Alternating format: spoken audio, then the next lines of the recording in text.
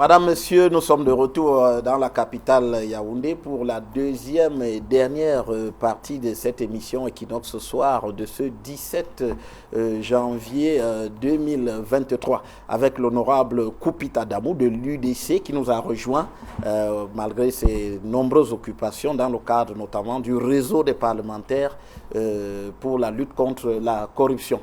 Il était très pris, mais il s'est libéré. Bonsoir, honorable Koupita Damou. Bonsoir, M. Zogo. Bonsoir à mes très illustres copanélistes qui ont entretenu les téléspectateurs sur ce somptueux plateau de Equinox Soir. Je présente toutes mes excuses et c'est pour la bonne cause. Le très honorable président de l'Assemblée, au regard de l'évolution de la corruption dans notre pays, a activé le réseau parlementaire pour la lutte contre la corruption. Et ce réseau, depuis, se déploie sur le terrain, dans les institutions étatiques, à l'effet d'évaluer les dispositifs de combat de ce fléau et de voir qu'est-ce qui ne marche pas et trouver ensemble des solutions qui permettent de booster l'efficacité du combat contre la corruption dans notre pays. Et pour la journée d'aujourd'hui, l'équipe s'est déployé auprès du MINCAF et dans l'après-midi, nous étions avec le ministre de la fonction publique et de la réforme administrative. Nous pensions pouvoir terminer très vite, mais malheureusement, l'important de ce travail-là a fait que malgré la célérité et la volonté d'aller plus vite, on n'a pas fini avant 19h comme on avait prévu. Voilà. Rassurez-vous que je me suis retiré juste après l'essentiel parce que le 11e point devrait commencer au moment où moi j'étais obligé de partir. D'accord, on vous a bien compris, honorable. Alors, vous savez très bien, nous parlons ce soir du code électoral au Cameroun et du vote de manière générale au moment où le cycle électoral 2023-2025 va s'engager avec notamment les élections sénatoriales dès le 12 mars prochain. Alors, première partie, nous avons évoqué le code électoral et le vote avec des problèmes, mais aussi ceux qui ont estimé qu'il y avait eu suffisamment d'avancées. Vous qui arrivez à l'instant sur ce plateau, honorable Koupita Damou, qu'est-ce que vous pouvez dire de plus pour que le code électoral soit davantage meilleur qu'il ne l'est ici? Mais écoute, M. Zogo, je suis vraiment déçu en tant que citoyen et acteur politique de constater que le gouvernement, en fait, le pouvoir, le chef de l'État au premier rang, n'est pas pris conscient du fait qu'on avait terminé toutes les élections chez nous et que c'était le meilleur moment de revoir les règles du jeu électoral dans notre pays. Nonobstant l'alerte faite par Elekam même, puisque vous vous souvenez que Elekam avait même instruit dans un rapport et les partenaires du Cameroun, Elekam a même instruit ses collaborateurs à lui faire remonter les dysfonctionnements constatés de l'application du code électoral et ce qu'il faut modifier pour renforcer la pertinence et la transparence électorale. La classe politique s'est mobilisée autour d'une plateforme pour faire ce travail-là, de lire article par article jusqu'à la fin et voir ce qu'on peut apporter comme amélioration pour que notre système électoral ait les chances qu'à l'entame de la nouvelle vague des élections, on ait des règles qui puissent garantir le minimum d'une transparence électorale, des résultats qui ne soient pas systématiquement contestés par les acteurs du jeu électoral. Malheureusement, on est resté indifférent. Le parti au pouvoir ne sait même pas faire entendre dans ce débat. Parce que je dis ici, les Camerounais savent quelle est la position de l'ECA. Les Camerounais savent quelle est la position de l'opposition. Les Camerounais savent quelle est la position de la société civile par rapport à cette interpellation d'une modification du code électoral avant les élections. Seul le RDPC ne dit rien et puis comme c'est le pouvoir n'agit pas, reste indifférent.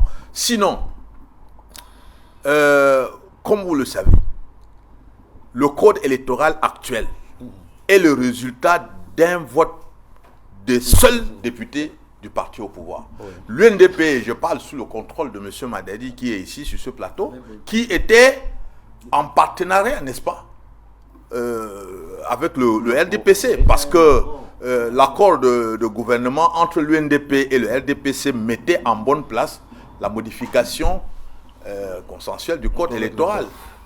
Mais en 2012, oui, l'UNDP ne s'est pas reconnu dans ce que le LDPC avait proposé. Et n'a pas voté ça. A claqué la porte. Et n'a pas voté ça. Seuls les députés du LDPC l'ont voté. Donc ça veut dire que le code électoral actuel est une dictature du parti au pouvoir. Et maintenant, refuser d'apporter la moindre modification ne peut se justifier que par le fait que le RDPC sait que sa victoire sur le terrain n'est que la conséquence des dispositifs de fraude, d'une industrie de fraude qu'ils ont intelligemment mise dans ce code électoral. Donc sinon, la plateforme a travaillé et a proposé 166 amendements. Oui. 166 amendements. Nous avons voulu que les leaders de cette plateforme ont voulu que ça soit le plus inclusif possible, le plus participatif possible. C'est pour ça qu'ils ont ouvert non seulement aux partis politiques, à la société civile, mais aux citoyens pris individuellement. Oui. On a eu pas moins de 155 contributeurs. Alors les points importants, ce sont lesquels?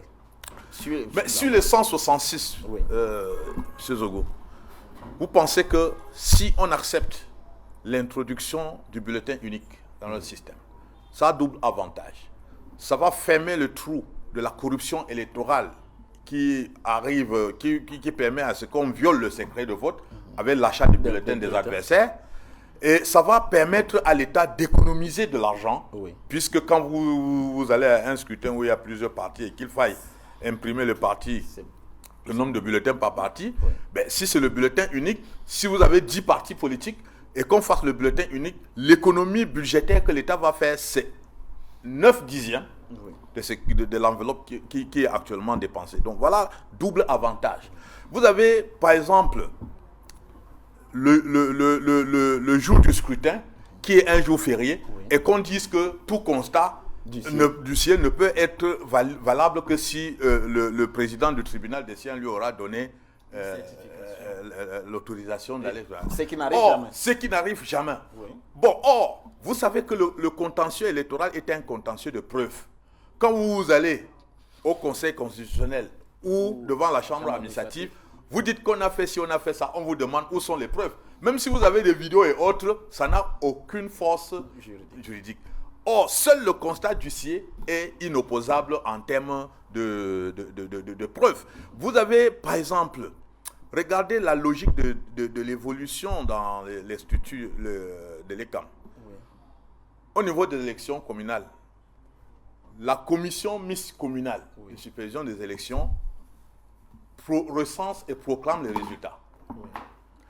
Or, quand vous quittez de la commune, vous arrivez au département, il y a la commission départementale. Maintenant, au lieu que cette commission proclame les résultats des élections de députés, puisque c'est la circonscription départementale, on vous dit non, et une recense, ils envoient à la commission générale et seul le Conseil constitutionnel a l'habilité et a la compétence de proclamer les résultats. Or, si vous voulez porter plainte, accuser la fraude au niveau des élections législatives, on vous demande de citer les gens qui sont bénéficiaires des résultats que vous contestez. Oui. Or, comment tu peux citer les gens alors qu'ils ne sont même pas encore proclamés élus? Donc, il faut une instance qui proclame les résultats, ne serait-ce que les résultats provisoires, qui déclenche donc la phase de contentieux électoral, de sorte qu'en allant, qu'on dise que, voilà, pour l'instant, on dit que c'est tel, alors que ça devrait être tel.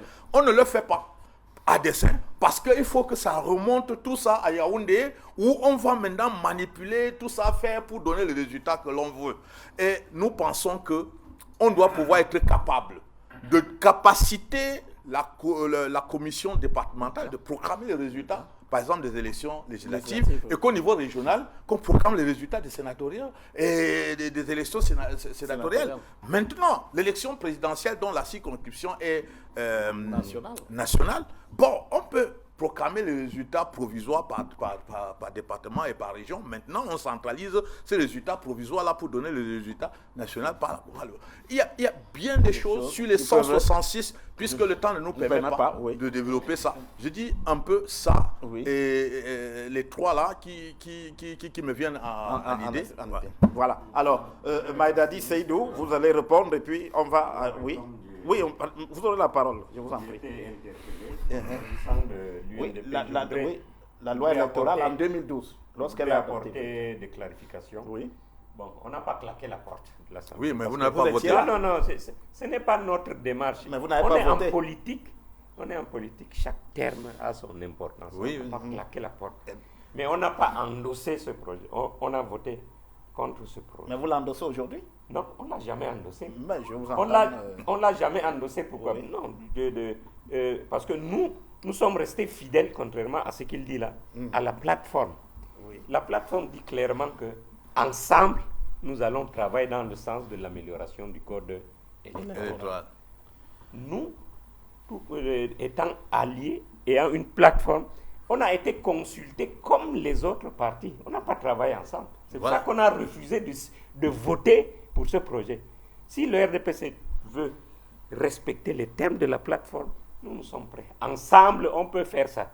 Mais ils ne peuvent pas le faire seuls et nous demander d'endosser. Donc, on n'a pas plaqué la porte. La nuance est très importante. La suggestion qui a été faite par l'UDC, enfin par le groupe par la plateforme de proclamation provisoire des résultats par l'ECAM. Proclamation provisoire, ça peut être important.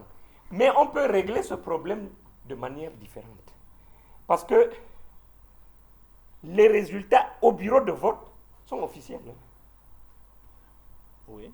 Quand on dépouille, on finit là. Ils sont, Voilà. C'est pour cela qu'on établit les PV sur la base desquels vous allez faire ce que... Normalement, pour les municipales, ces PV du bureau de vote, les PV doivent aller à la commission communale.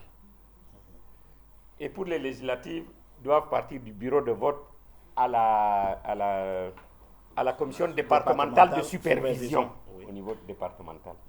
Mais les PV passent, et ça, ce n'est pas prévu par la loi, par l'antenne communale de l'ECAM. Donc, tous les problèmes se passent au niveau de ce trajet qui n'est pas prévu. Est-ce qu'il peut arriver que les PV soient modifiés pour parler sans trop en dire? Non. Bon, ça dépend de là où l'élection s'est passée. Je vous ai dit que quand c'est le sous-préfet, là on voyait, on s'est battu même en 2002, le PV du sous-préfet était différent de tous les autres qui par ailleurs concordaient. Mais on n'est plus à cette étape-là. Ça c'était avant. Moi j'ai vu les dernières élections 2020, il n'y a jamais eu de cas, du moins dans les villes, peut-être qu'ailleurs. Or c'est dans les villes qu'il y a le plus grand nombre d'électeurs. Ce passage frauduleux par l'antenne communale de l'ECAM, il faut l'enlever. Si on enlève ça, on a réglé le problème. Parce qu'après, votre représentant dans le bureau de vote, il est avec son PV. Parce qu'à un moment dans le bureau de vote, tous les PV concordent. Non, il faut comprendre. Alors, tous les PV concordent. Il y a une disposition qui dit que c'est le PV de l'ECAM fait voir. On n'a pas modifié ça. Donc quand ils veulent frauder, ils vont frauder. Même si le PV de l'UDC et de MSC et de l'autre concorde, on va te dire que c'est le PV de l'ECAM qui fait foi. Honorable, parce que si on enlève l'endroit où il y a possibilité de modification, ça règle le problème. Je vous dis que le seul endroit, c'est le passage frauduleux par l'antenne communale. Mais si les PV passent du bureau de vote à la commission communale ou bien du bureau de vote à la commission départementale, il n'y a plus de problème. Alors, et sur le bulletin unique aussi, vous agréez unique, tout à fait. On le demande depuis très très longtemps. L'élection présidentielle à 2 tours, on le demande depuis très longtemps. Et bon, comme on est dans les... Peut-être que je ne veux plus reprendre vous avez des choses à dire, à ajouter? La proportionnelle au municipal doit être revue.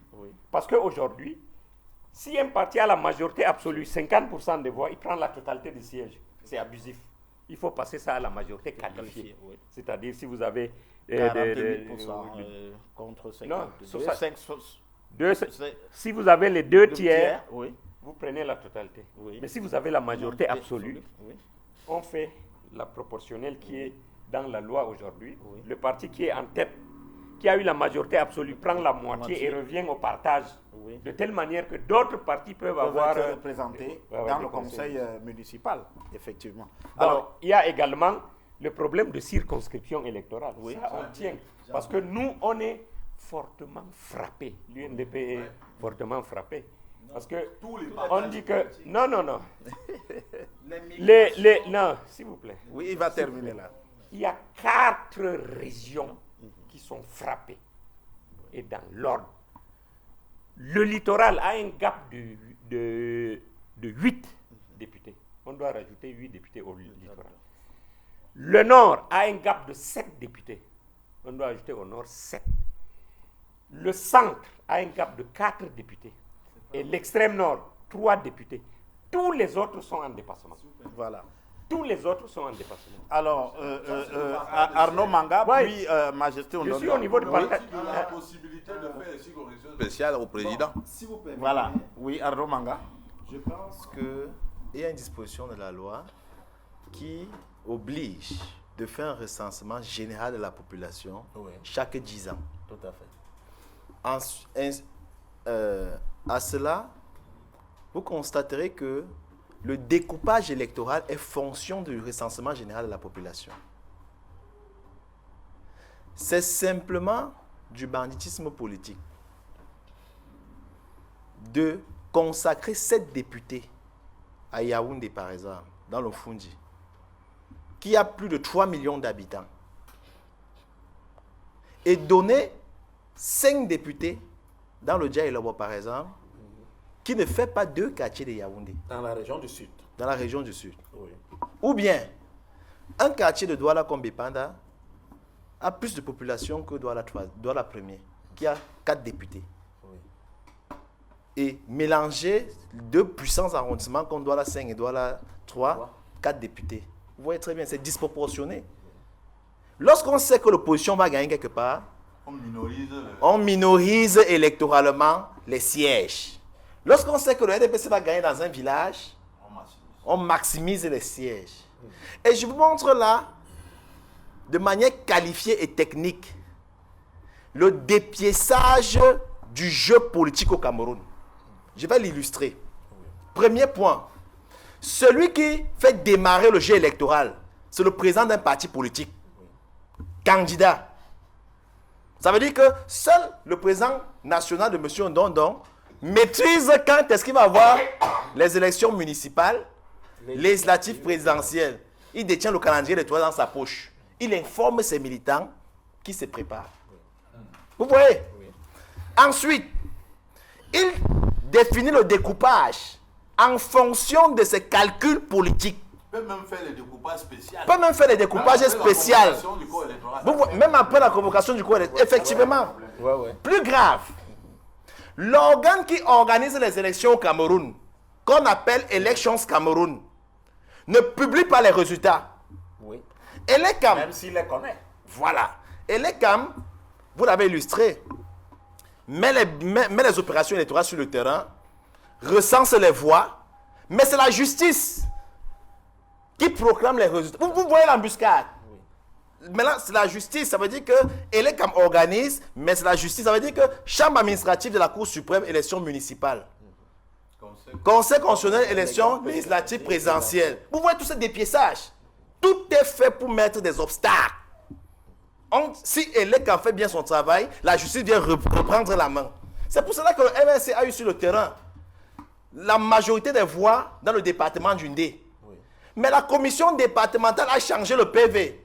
On a donné le score du MSC au RDP. Ça veut dire que le score de 53% que le MSC a eu, on lui a attribué les 34% du RDPC. Et quand c'est revenu à la Commission nationale de recensement de voix, le MSC a eu 3% dans le département du Ndé. Par miracle. Vous voyez? Je montre que, au-delà de cette tactique d'avantager un parti politique, On ne respecte même pas de manière pratique la sécurisation des opérations électorales. Je vous présente un fait. J'aime parler du terrain parce que le MSC, nous sommes sur le terrain. À l'élection présidentielle 2018, dans l'arrondissement de Yaoundé 4e, où je coordonnais les élections, j'ai pu constater que le bulletin du MSC, du candidat Maurice Kamto, était avec la couleur rouge. Oui. L'article 12 du code électoral JCC n'entre pas en compte dans le résultat du dépouillement tous les bulletins qui porteraient des insignes, des mentions, des signatures de tout candidat. Qu'est-ce que le RDPC a fait? Ils ont mis le vernis rouge sur le bulletin rouge du candidat Kamto dans des bureaux de vote où ils savaient que le MS avait gagné. Oui. Si vous ne détectez pas ça le matin, oui, au dépouillement, le matin lorsqu'on installe le bureau de vote, tout à fait. Quand le MS va gagner le soir, la loi dit que s'il y a une insigne sur le bulletin, ça veut dire que le MS a 100 voix et la loi dit que il y a l'insigne, ça doit être... Ils ont mis les vernis rouges sur le bulletin rouge. Vous voyez le banditisme politique? C'est ça le banditisme politique. Je l'ai vécu. Lorsque j'ai constaté cela... Non, attendez. Lorsque j'ai... Normalement, si ça s'est passé... Oui. Ces bulletins-là, vous devez les avoir. Attendez. Vous les avez. Je vous explique ce qui s'est bien passé. Qu'est-ce que vous en avez fait? Ayant constaté cela, j'ai appelé le chef d'antenne de l'ECAM de l'époque. Il a retiré ces bulletins. Effectivement, il a demandé de mettre les mentions sur les procès-verbaux. Ce qu'on a fait, mais le Conseil constitutionnel n'a pas pris en compte puisque aucun bureau de vote au Cameroun n'a été annulé. Vous voyez très bien. Je montre que c'est pénible, monsieur Ndondon, de détenir les règles et de dire que vous êtes fort. Nous savons que vous ne voulez et vous ne pouvez même pas modifier ce système électoral parce que la fraude électorale est votre outil de maintien au pouvoir.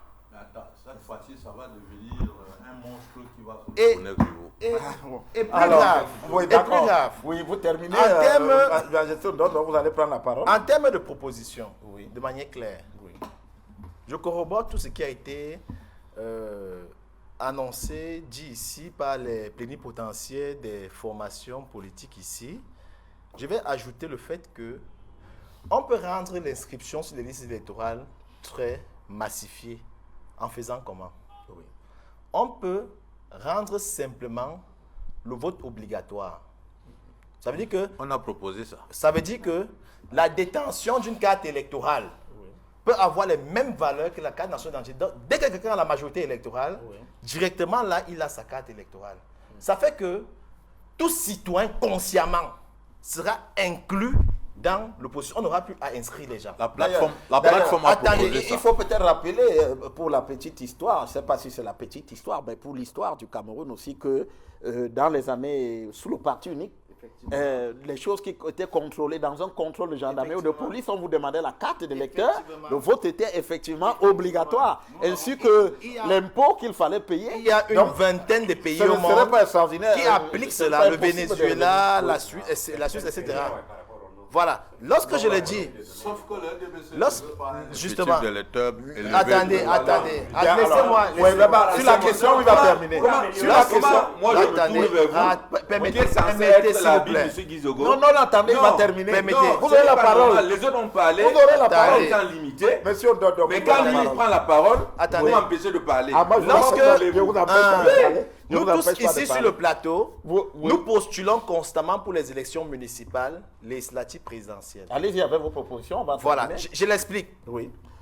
Prenez le code électoral en version française.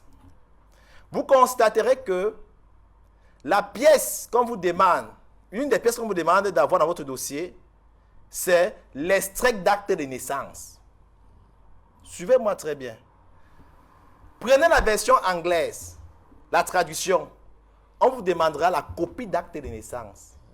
Ça veut dire que si vous amenez la copie d'acte de naissance de la version anglaise, moi, en manga candidat, on va rejeter votre dossier parce que la copie est différente de l'extrait. Vous voyez très bien.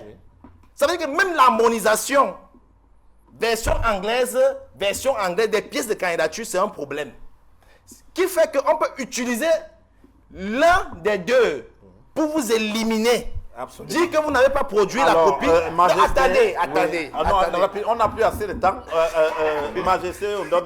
Oui, moi je m'insurge contre cette façon de faire parce que c'est pas juste. Oui, il y a 3 opposants qui parlent, ils prennent tout le temps. 3 opposants. Oui, et quand vous me donnez 2 minutes.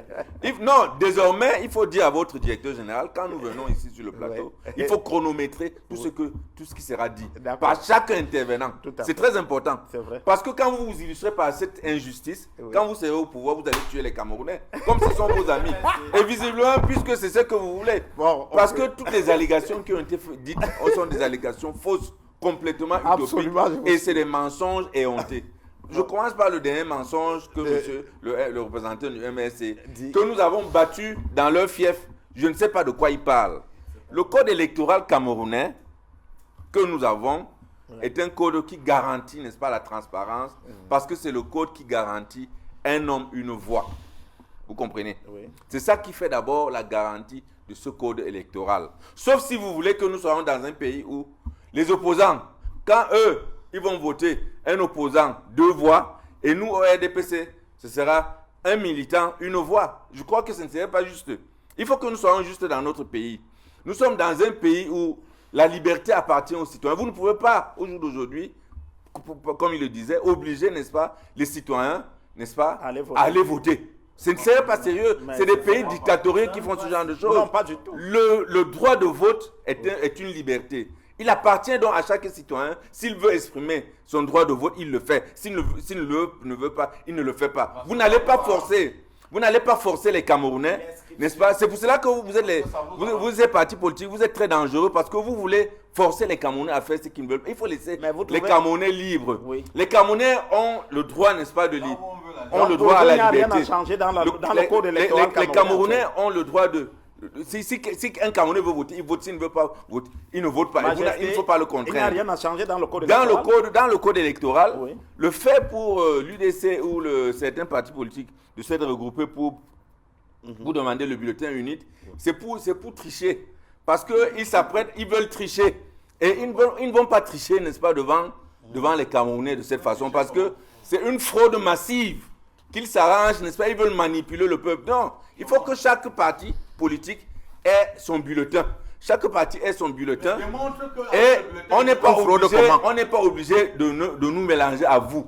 C'est-à-dire que nos militants reconnaissent nos bulletins, vos militants doivent reconnaître vos bulletins. Vous n'allez pas tromper les Camerounais de cette façon. Donc, il y a autant, n'est-ce pas, dans toutes les propositions qu'ils ont eu à faire, c'est des propositions, n'est-ce pas, pour venir frauder massivement. Et nous sommes vigilants. La fraude ne passera pas. Mais je t'ai démontré la pratique de la fraude avec le bulletin multiple. Montre-moi la pratique de la fraude avec le bulletin unique. Oui, c'est parce que c'est pour tromper les militants, c'est pour tromper les citoyens, c'est pour tromper ceux qui vont voter.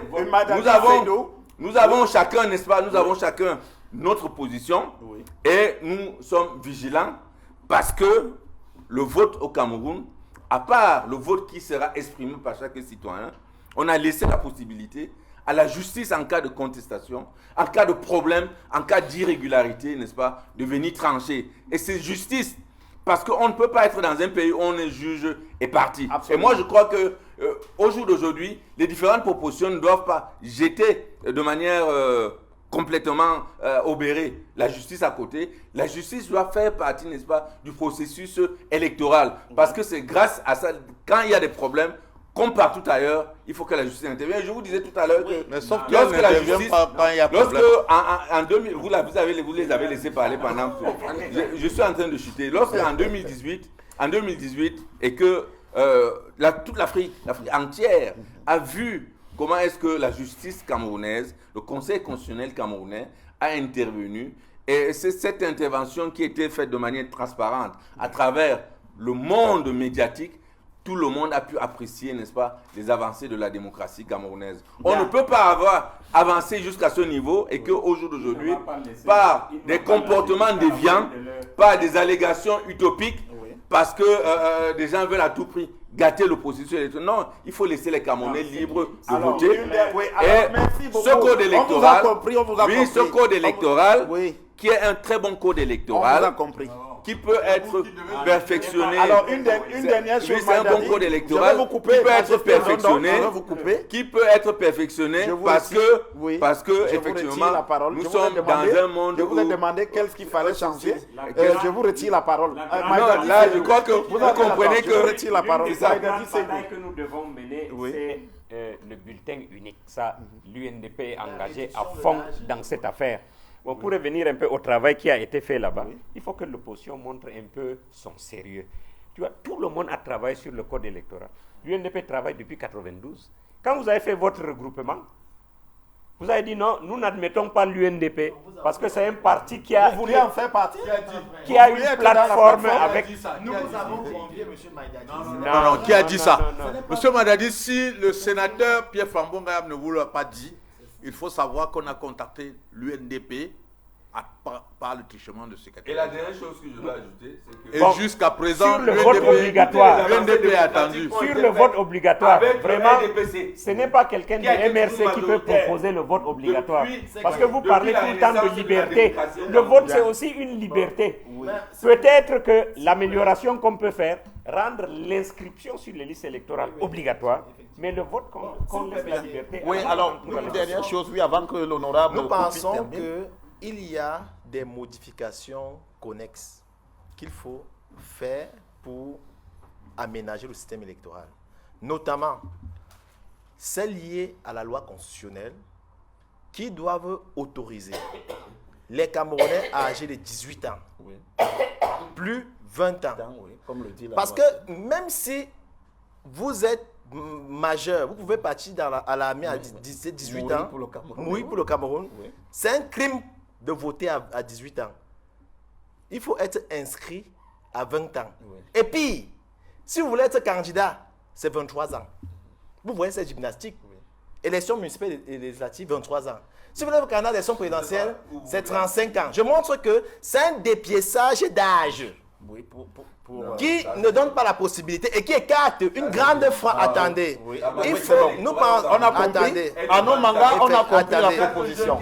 Nous pensons, on a compris la proposition. Alors, honorable Koupita Damou, on va terminer avec vous. Je vous en prie, honorable Koupita Damou.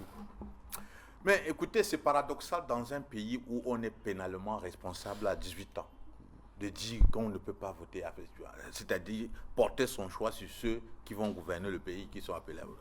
Il y a même un autre paradoxe. Pour être sénateur au Cameroun, vous devrez être plus vieux que l'âge requis pour être président de la République.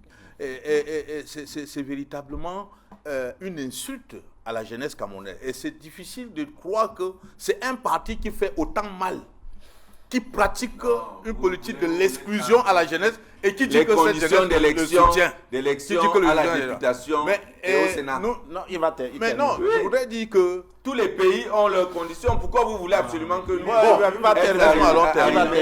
Il va terminer. Et donc, vous savez que votre posture de vouloir montrer que tout ce que le RDPC est le meilleur vous inscrit dans cette logique des forceurs et des dictateurs. Pas du tout. Vous n'arrivez même pas à dire pourquoi votre proposition est meilleure que celle que l'opposition. J'ai donné deux avantages du bulletin unique. Avantage financier, avantage de combat contre la corruption électorale. Maintenant, tu dis que le bulletin... Ce sont les parlementaires RDPC. Depuis la je voudrais que les téléspectateurs à l'Assemblée nationale. Mais avant ça, le RDPC avait déjà ouvert la voie à la démocratie. On va terminer la rapidement. Vous avez ouvert quelle voie à la démocratie? Attendez, depuis 90, je voudrais que on avait déjà ouvert la voie à la ceux qui nous démocratie. suivent ce soir comprennent que vous avez un pays aussi important, aussi riche potentiellement, mais qui est entre les mains des gens qui ne sont pas conscients des enjeux de développement de ce pays. C'est donc l'occasion vraiment pour la nation de sanctionner ces gens, de comprendre et de dire que non, vous en avez fait assez. Parce qu'au fur et à mesure qu'ils jouent ce jeu, Ce jeu enfantin, on ira devant le pays les électeurs. dégringole d'une année à l'autre et la souffrance de notre peuple. C'est pas vrai. Ça C'est pas vrai, monsieur Alors, le on va arrêter le débat là. monsieur le Monsieur, député. C'est vrai. chers C'est pas invités, vrai. C'est vrai. merci Non, c'est pas honorable vrai, Koupita Damou, merci Faites monsieur l'évaluation Arnaud Manga, de l'IDH. merci Faites l'évaluation de l'IDH. Merci. D'une année à l'autre. 0,58. Oui, merci. Ça évolue comment Merci, de Majesté. 1982 à présent? Alors, je vous remercie vous tous, chers En invités. 1988, Le débat est c'était terminé. à 0,46. Le débat est terminé, monsieur. Merci, chers invités. Merci, chers invités, d'avoir répondu présent pour ce débat qui portait sur le code électoral et de manière générale avant le cycle électoral 2023-2025 qui démarre donc dans quelques mois avec les sénatoriales. Merci aussi à vous, madame, monsieur, de nous avoir suivis. Demain soir, à partir de demain soir, l'émission Equinox Soir reprend à Douala avec Serge Alain Autou à la présentation. Nous nous retrouverons sur d'autres plateaux, sur d'autres programmes. Madame, monsieur, à très bientôt sur Equinox Télévision.